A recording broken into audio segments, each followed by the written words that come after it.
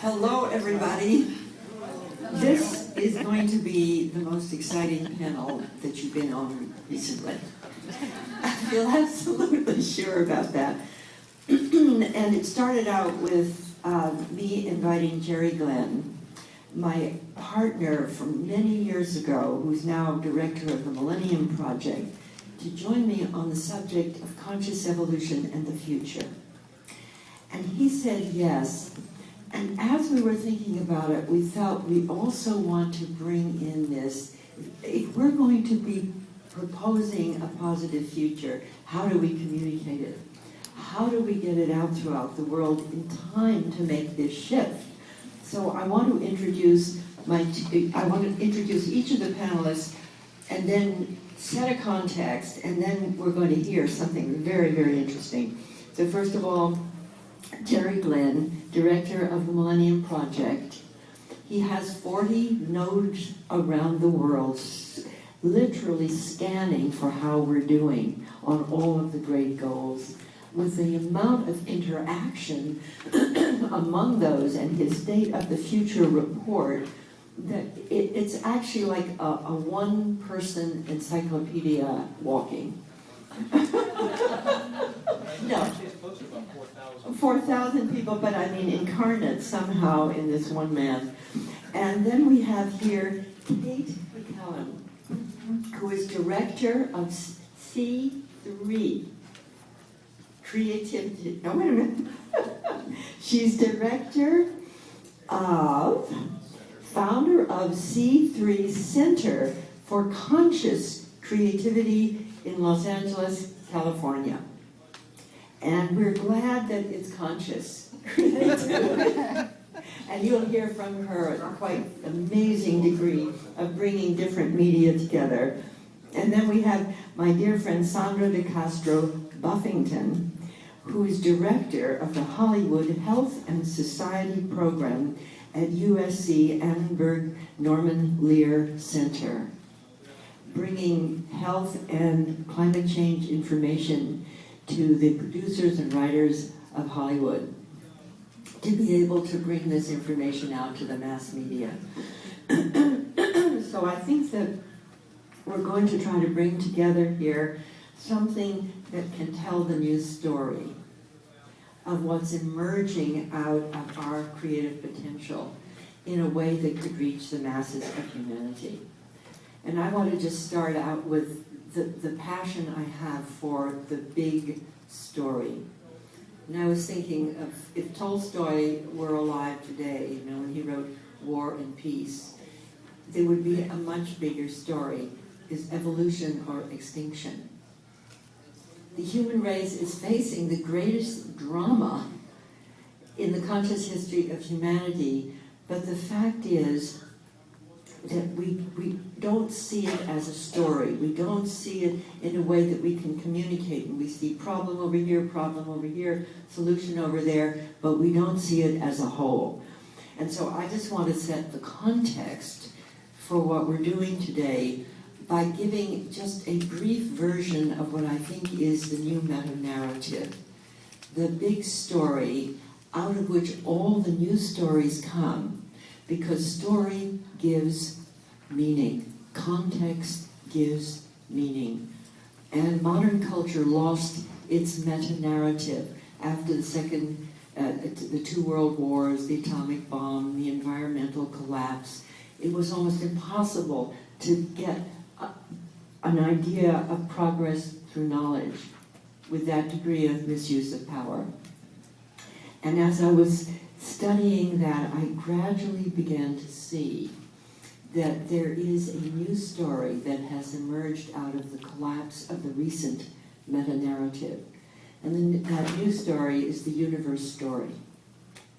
It's the fabulous discovery of cosmogenesis. It's the discovery that out of no thing at all, for billions and billions of years, nature has been evolving higher forms of complexity, consciousness, awareness, and capacity to destroy and create. And if you study that new story, you see it spiral after spiral after spiral from pre-life to life, from animal life to human life, from human life to the great avatars. And now here we are, right in that story ourselves, with another crisis that could lead to devolution and loss of a life support system. But the great difference is that we're the first species that could face its own extinction, that knows it's creating it itself. And so the greatest wake-up call that any species has ever had over these billions of years is the awareness that it's affecting its own evolution, and that by its own action it can either destroy itself and much of life on Earth, or evolve itself towards a future that has never been known before. And that is what I call conscious evolution. And I think when we look back on this phase of history, let's say in the next 50 to 100 years, we'll see that the advent of a species becoming conscious of evolution, conscious even as evolution, that it will be as great a shift as from Neanderthal to Homo sapiens and self-reflective consciousness. This is a new phase of consciousness, and humanity doesn't have any experience at the game of social, and planetary evolution. So that's why we're futurists, because there's no other way to do it. You cannot look back, and you cannot look to the elders, and there's no person on Earth who says, I know how a planet gets from high-tech, overpopulating, polluting, to the next phase of evolution, because we've done it before. We haven't. So we're at the threshold of what's emergent. And I would like to point out that perhaps one of the greatest advents in recent times has been the maturation of the planetary noosphere. Noosphere, for the word mind sphere, nous sphere, comes from Teilhard de Chardin and a few other philosophers. We've had the geosphere, the hydrosphere, the biosphere, and out of the biosphere came life, human life, and when we developed language, we began to develop the thinking layer of Earth. And in our lifetime, the noosphere has begun to connect at a rapid and extraordinary rate. The latest figure that Jerry Glenn told me is that there are now 5 billion cell phones on planet Earth.